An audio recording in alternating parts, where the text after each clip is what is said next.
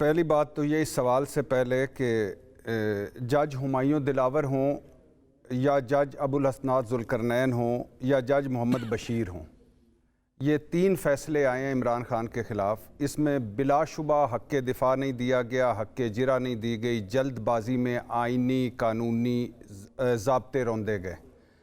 और इसमें कोई शक नहीं कि जो वकील जो क्लाइंट होता है या जिस मुल्ज़म होता है, क्लाइंट की बजाय मुल्ज़म जो होता है, और जो उसके वकील होते हैं वो डिलेइंग टैक्टिक्स करते हैं।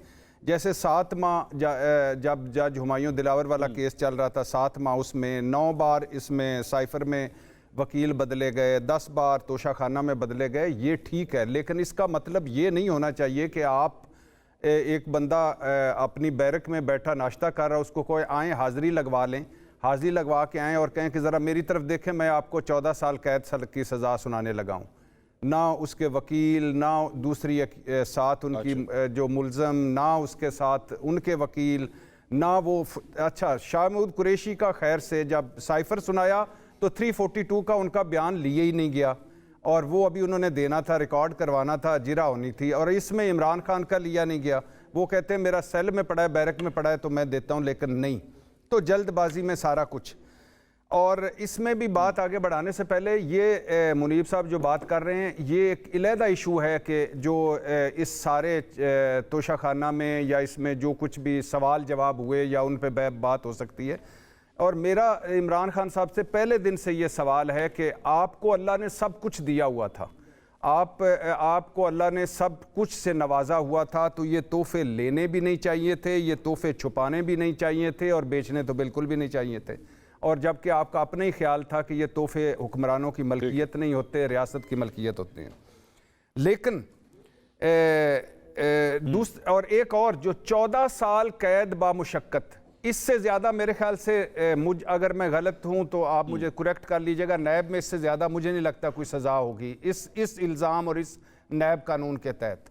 और ऊपर से 10 साल की नाअहली, ये भी सबसे ज़्यादा मैक्सिमम है, और ऊपर से 1.5 अरब का जुर्माना। और हैरत अंगेज़ तौर पर मुझे याद आ रही है, जुलाई 2023 हम जमान पार्क में थे, इमरान खान से मिलने गए, तो इमरान खान ने एक मौके पे कहा कि मेरी एक बात लिख लेना कि जब इलेक्शन हो रहे होंगे मैं जेल में हूँगा, मेरी पार्टी से लोग जा चुके होंगे, मैं नाअहल हूँगा, और मुझे सज़ा हो चुकी होगी।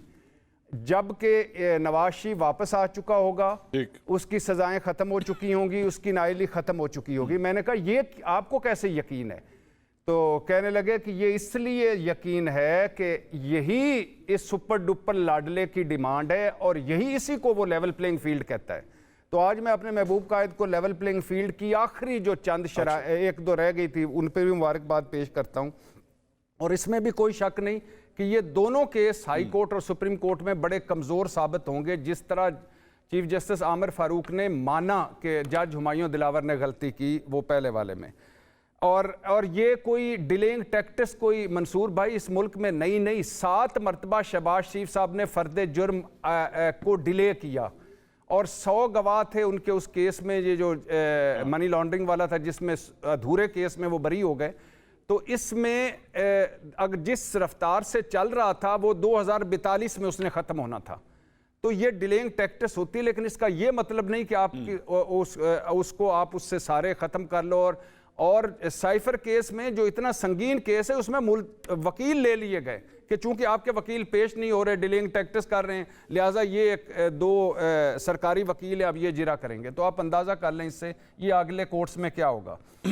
और यहाँ आखिर एक और बात, आमिर इलियास राणा साहब जी, एक बात सिर्फ यहाँ यानी जो जी बोलिए 446 सफाती, अब इमरान खान ने तोशाखाना में सज़ा उनको हो गई, उनका मंतकी अंजाम तक पहुंचा, तो 446 सफाती 20 साल जो रिकॉर्ड है जिसमें 4000 तोहफे और 1200 घड़ियाँ हैं, उसमें 23 करोड़ वाले शाहिद खाकान अब्बासी भी हैं, और 13 घड़ियों वाले नवाज शरीफ साहब भी हैं, 11 करोड़ तोहफों और 11 घड़ियों वाले जरदारी साहब भी हैं, 13 करोड़ तोहफे और 11 घड़ियों वाले, और BMW बुलेट प्रूफ वाले। तो इनसे भी तो पूछा जाए, कैसे आप इनसे क्यों नहीं पूछते?